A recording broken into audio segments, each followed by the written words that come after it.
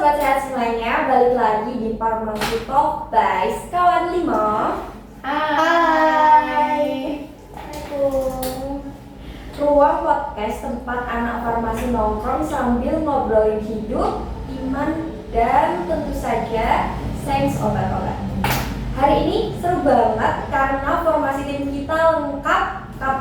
Ada Ebu, si ahli penyakit. Halo. Ada Mbak Sola, si master formula. Ada si Pal, si penjaga mutu. Dan ada Rizka selaku ujung tombak pelayanan apotek. Guys, say hello dulu dong ke teman-teman semuanya. Hai guys, ketemu lagi. Nah, oke, hari ini kita sengaja ngumpul darurat nih. Gara-gara di kolom komentar akun sosial media kita yang akun edukasi itu meledak. Wow. Apa Notifnya yang juga ada satu curhatan nih dari akun Adi. Ya. Likes-nya itu ribuan. Dia bilang gini, Kak, gue mahasiswa semester tua. Wow. Tugas numpuk.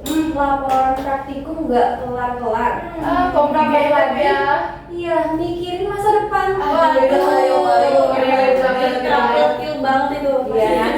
Hati gue rasanya hampa, galau, overthinking parah tiap malam.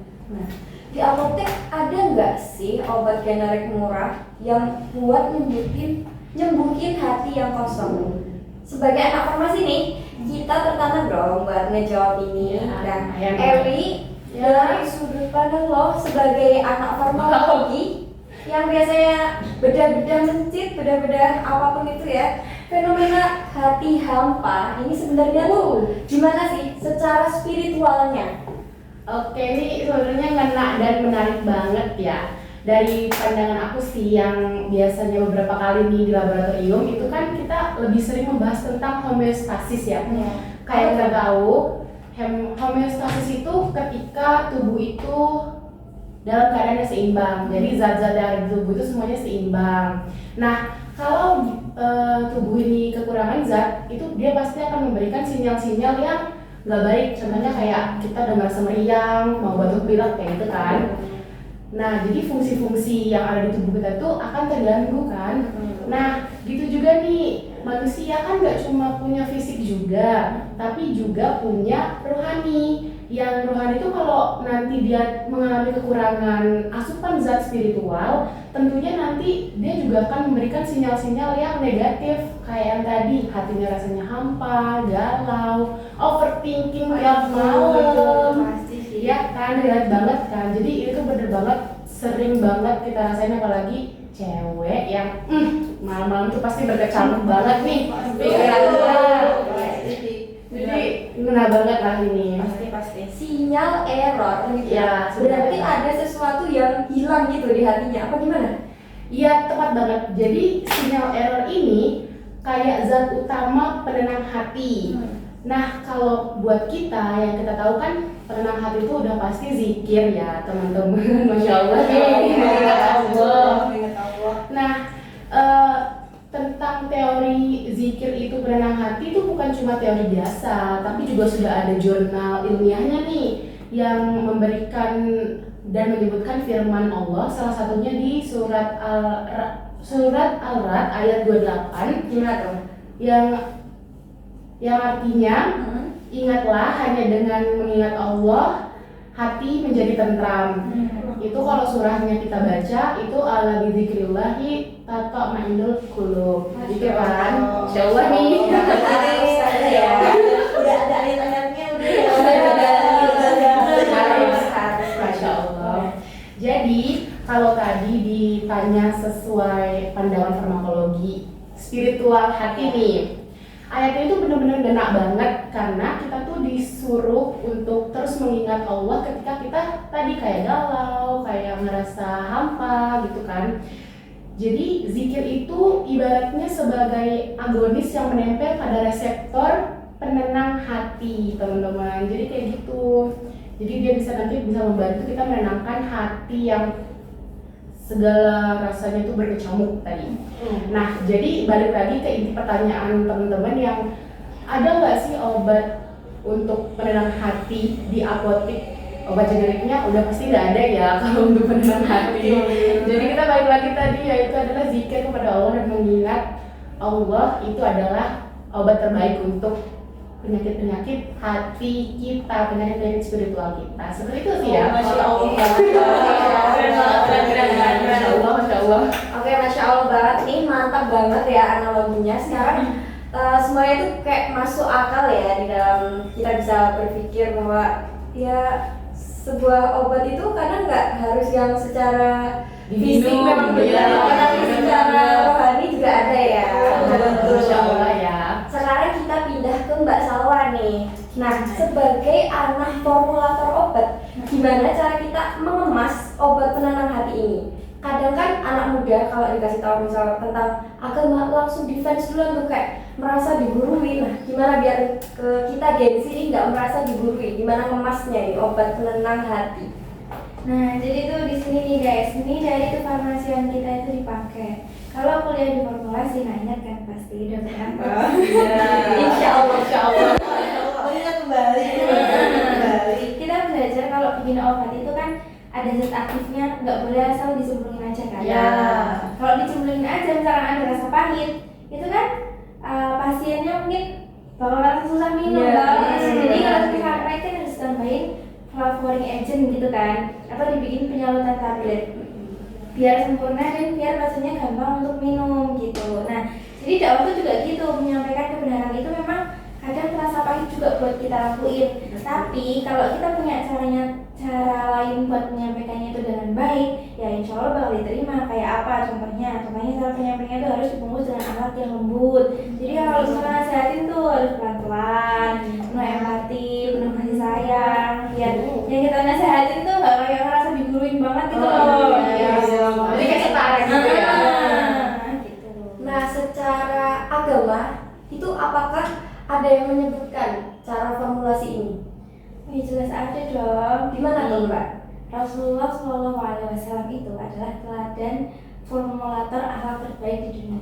Jadi beliau itu pernah bersabda di hadis riwayat Imam Bukhari di kitab Al-Adab sama Al-Mufrad yang bunyinya innamal itu li utamimma sholihul akhlak. Yang artinya sesungguhnya aku itu diutus hanya untuk menyempurnakan kesalehan akhlak. Gitu. Ditambah lagi di surah Al-Imran ayat 159, Allah itu benar-benar memuji kelembutan dari sifat Rasulullah itu. Nih artinya gini nih, maka berkat rahmat Allah engkau Muhammad berlaku lemah lembut terhadap mereka. Sekiranya engkau bersikap keras lagi berhati kasar, tentulah mereka menjauhkan diri dari sekitarmu. Jadi kalau kita mau ngejawab curhatan dari netizen yang tadi itu, jangan langsung dituduh kayak kamu sih maksiat terus. Siapa ya? Kamu ngomong terus kerjaannya ngeluh aja tiap hari. Nah, itu nggak boleh. Nggak boleh. Jadi nasihatnya tuh kayak ya harus didengerin dulu, dirangkul, terus habis itu baru dikasih solusinya pelan-pelan. Kalau misalkan kita ngasih taunya kayak tadi tuh kayak langsung ngehujat gitu kan, itu namanya kayak ngasih obat pakai dosis racun. Jadi biar nggak merasa dipojokin langsung gitu ya. Tuh guys. Allah. Bisa dipahami ya nih. Bisa. Jadi lebih ke caranya aja. Iya, betul. Gimana ya? Jadi takut. Jadi boleh lah ya. Gimana Mbak Firsi, quality control, apakah ada yang tidak lolos uji dari percakapan kita ini, Pak? Gitu ya, gitu. Iya. Tapi kan kita, maaf ya, gue ya sebagai Boleh, silakan. kan tugas gue kan untuk memastikan bahwa mutu produk ini dari awal sampai akhir ini berhasil diproduksi kan. Nah, sebelum kita melangkah lebih jauh nih ya, untuk meracik konten obat galau buat netizen ini, gue mau uji mutu internal ini ke tim kita lebih dulu kan. Gimana nih? Makanya kita bikin podcast ini. Nah, niat di lubuk yang paling dalam ini kan kita bertanya sebenarnya itu tuh apa sih, ya kan? Apakah murni lillahi ta'ala atau cuma pengen dapat pujian dari sesama manusia aja nih kan? Nah, apakah pengen bantu sesama muslim kayak gitu kan? Yang lagi sedih atau kayak misalnya ada kontaminasi mikroba yang bernama ria tadi tuh. Pengen viral, pengen viral. Ya kan? Atau pengen dipuji di zaman-zaman sekarang ini yang sebagai anak farmasis kita ini gitu loh. Kalau gitu Maaf banget ya Allah. Ngena dalam hati ya Allah. Izin, ngena banget. Mantap. Nah, tapi harus diingat juga ya teman-teman semua, soalnya di dunia farmasi ini kontaminasi sekecil apapun itu bisa merusak batch obat yang akan kita gunakan ini. Nah, kalau misalnya kayak di Islam nih, niat itu kan dan penentu utama apakah amal kita ini bernilai baik atau cuma jadi sampah doang. Makanya Rasulullah SAW ini bersabda dalam hadis riwayat Bukhari dan Muslim yang terkenal yang berbunyi innama a'malu binniyati wa innama likulli imrin ma nawa. Masya Allah. Gimana artinya itu? Artinya Iya, artinya. Coba kita dengerin. Penasaran banget. Apa nih selanjutnya? Sesungguhnya amal itu tergantung pada niatnya. Setiap orang akan mendapatkan sesuai apa yang ia niatkan. Nah, jadi kalau kita niatkan dalam hati bukan untuk belok kanan kiri buat nyari duniawi atau pujian manusia nih. Nah, maka kita ini akan dihadapkan Allah. Maka kita di hadapan Allah ini akan ada nilai mutu amal kita itu nol besar alias ya gagal kayak obat tadi tuh. Gagal kan berarti dicek ya kan. Dilupakan. Gak bermutu berarti. Betul. Serem banget tuh kayak gitu. Astagfirullah, kenapa ya? Insyaallah bermanfaat, insyaallah. Jadi ya mari kita teman-teman semua luruskan niat ini sebelum jauh melangkah lebih maju gitu. Alhamdulillah. Makasih pengingat yang sangat mulianya ya Mbak Sipa ya. Sederhana banget ya. Ternyata sebelum kamu ngapain kayak niat dulu. Iya, Bener-bener. Niat kita udah disterilkan dari bakteri-bakteri nih. Iya. Sekarang formulanya udah ada, niatnya udah lolos uji. Nah, sekarang kita panggil ujung tombak kita, Rizka, si apoteker. Masya Allah. Rizka, kalau pasien netizen tadi datang ke apotek spiritual kita nih, gimana Allah bakalan jelasin resep dan aturan pakai obat galau ini tadi? Oke. Dalam banget ya obat galau. Ini akan bahas obat-obatnya ini. Oh iya. Oke, halo sobat sehat semua. Kali ini yang lagi merasa hampa overthinking cemas, silahkan ambil kertas dan pulpennya ya. Nah, ini adalah sesi KIE atau Komunikasi Informasi Edukasi. Habis itu di sini kami ada menyediakan 3 komponen obat. Yang pertama adalah yang pasti obat wajib kita sebagai orang Muslim yang beriman dan bertakwa itu adalah sholat 5 waktu. Nah guys, siapa yang nggak sering sholat waktunya itu nggak tepat waktu? Nono ya, nono. Bisa dibiasakan ya. Bisa dibiasakan Insyaallah ya. bisa.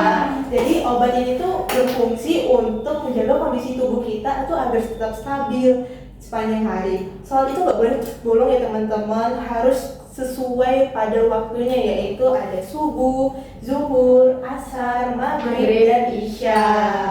Nah, karena sholat itu tuh menyaring dari segala hal-hal buruk yang bikin hidup kita tuh menjadi stres. Allah itu berfirman pada surah Al-Ankabut ayat 45 yang artinya sesungguhnya sholat itu mencegah dari perbuatan keji dan munkar. Nah, kalau kalian itu pada skip sholat, nah itu tuh tameng pelindung kita tuh bakal hilang. Makanya pikiran-pikiran kotor dan kecemasan-kecemasan yang aneh lainnya itu tuh bakal masuk ke pikiran Berdatangan ya, berdatangan. berdatangan. Langsung cepat masuk ya. Bener Ya, itu tadi godaan setan. Bakteri kita. Iya. Komponen utama udah sangat menarik dan sangat bagus ya. Terus lanjut komponen kedua apa? Nah, komponen keduanya itu adalah obat detox, yaitu istighfar. Astagfirullah. Nanti tiap hari itu kita tuh nggak pernah luput dari dosa besar maupun dosa kecil. Contohnya nih, yang sering kita lakukan atau secara kita nggak sadar itu yaitu ghibah. Astagfirullah ya. Astagfirullah ya Allah. Dosa-dosa itu kan ibarat radikal bebas atau toksin yang mengendap di hati sehingga membuat hati kita tuh keras dan gampang sedih, teman-teman. Nah, istighfar itu adalah agen detox terbaik untuk membersihkan racun tersebut. Rasulullah SAW yang dosanya sudah diampuni dari masa lalu hingga masa depan bahkan bersabda pada hadis riwayat Imam Bukhari, yaitu wallahi inilah astagfirullah wa atubu ilahi fil yaumi aksara min sabi'ina marrah. Yaitu artinya demi Allah sesungguhnya aku beristighfar kepada Allah dan bertaubat kepadanya dalam sehari lebih dari 70 kali. Kita bayangkan ya teman-teman, Nabi aja yang dosanya itu pasti udah diampuni tetap beristighfar sampai 70 kali. Masa kita yang dosa-dosanya yang bertumpuk-tumpuk seperti laporan-laporan yang belum dikerjakan, tugas-tugas yang belum dikerjakan, tiba-tiba laporan itu malah lupa, malah malas istighfar. Minimal ya kita tuh konsumsi istighfar tuh 70 sampai 100 kali Konsumsi sebagai istighfar. pembersih hati ya teman-teman. Jadi yang dikonsumsi bukan gibahnya ya. Bukan gibahnya ya, bukan gibahnya. istighfarnya. Oke. Komponen kedua istighfar. Terus komponen yang ketiga terakhir apa nih? Nah, Di antara dua komponen yang pertama tadi apa nih Wak? Ayo ingat apa yang pertama? Yang kedua ada Istighfar. Dan yang terakhir itu adalah judgment stabilnya. Ada yang tahu? Apa ya kira-kira itu stabilnya ya? Nah, judgment stabilnya itu adalah ikhlas dan ridho. Oh, Masya Allah, oh my god, Penting banget. Kenal banget ya, dalam banget. Ramuan sholat dan istighfar yang dilakuin tadi nggak bakalan manjur kalau kita nggak mencampur dengan ikhlas dan ridho. Nah, segala itu tetap takdir Allah. Sifat ikhlas ini diperintahkan oleh Allah langsung dalam surah Al-Bayyinah ayat 5 yang berbunyi wa mu'umiru ila liya'budullahi musafrina lahuddin, yang artinya padahal mereka hanya diperintahkan untuk menyembah Allah dengan ikhlas menantinya dalam menjalankan agama. Jadi kalau misalnya kita tuh ikhlas menerima kenyataan bahwa kita tuh tugasnya banyak, laporannya banyak, itu tuh kita tuh jalanin aja itu sebagai proses belajar ya teman-teman. Dan proses belajar itu tuh demi masa depan kita yang lebih cerah. Nah, masa depan yang lebih cerah itu tuh adalah hak progresif dari Allah, maka hati kita tuh gak boleh overthinking lagi. Nah, kita tuh cuma perlu berusaha sekuat mungkin dan kita tuh yakinilah hasilnya itu akan diberikan oleh Allah itu yang seindah-indahnya. Masya Allah. Jadi kayak penerimaan gitu ya. Udah masuk farmasi nih, ya udah jalanin insya Allah aja. benar. Oke, Masya Allah, penjelasan yang luar biasa banget ya. Nah, kalau misalnya di tengah-tengah konsumsi obat, ini ternyata pasiennya tuh ngalamin efek samping berupa rasa malas mendadak nyerang kita kan, atau bisikan setan ya, yang bikin kita rebahan terus, ninggalin sholat. Nah, ada obat darurat yang lain nggak? Pasti tuh ada obat daruratnya ya teman-teman. Apa tuh apa? Nah, langsung saja kalian tuh bisa konsumsi obat yang namanya itu kalimat ta'awuz. Apa Atau tahu nggak ta'awuz tuh apa? Tahu nggak? Ta'awuz tuh a'udzubillahi minasyaitonirrajim, yang artinya aku berlindung kepada Allah dari godaan setan yang terkutuk. Dan kalau galaunya itu berlanjut hingga masuk darurat di malam, di tengah hari, di malam hari nih, di tengah di malam Jam-jam rawan. jam-jam rawan itu tuh kalian tuh langsung saja mengambil wudhu, membentangkan sejadah di sepertiga malam dan lakukan apa ya, lakukan apa? Apa ya? Apa sih? Lakukan apa? Itu lakukan sholat tahajud teman-teman. Masya Allah. Kayaknya siapa ya? Siapa sih? Diusahakan ya. Usahakan ya teman-teman. Kalau Iya. misalnya overthinkingnya tuh udah sangat parah, kita curahkan saja, kita curhat kepada Allah. Kita tumpahkan semua air mata curhatan kita ke Allah. Dijamin itu pasti plong pastinya. Masya Allah. Jadi kayak 3 komponen harus digabungin biar jos jis. Jos jis. Ditambah obat darurat.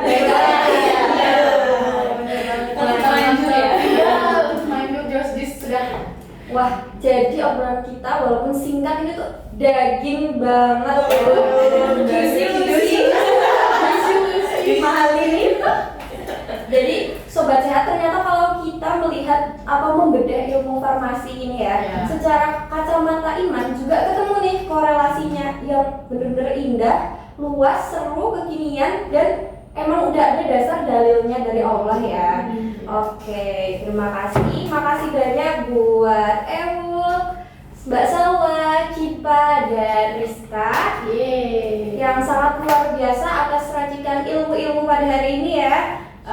Dan juga buat sobat sehat yang lagi dengerin ini, jangan lupa menebus resep obat hatinya ini ya di apotek kehidupan masing-masing. Masya Allah. Gue Jasmine dan seluruh tim dari Farmasi Talk Skala 5 ini, kita pamit undur diri ya. Sampai ketemu di episode selanjutnya. Stay healthy, faithful, and keep your heart sterilized. Wassalamualaikum warahmatullahi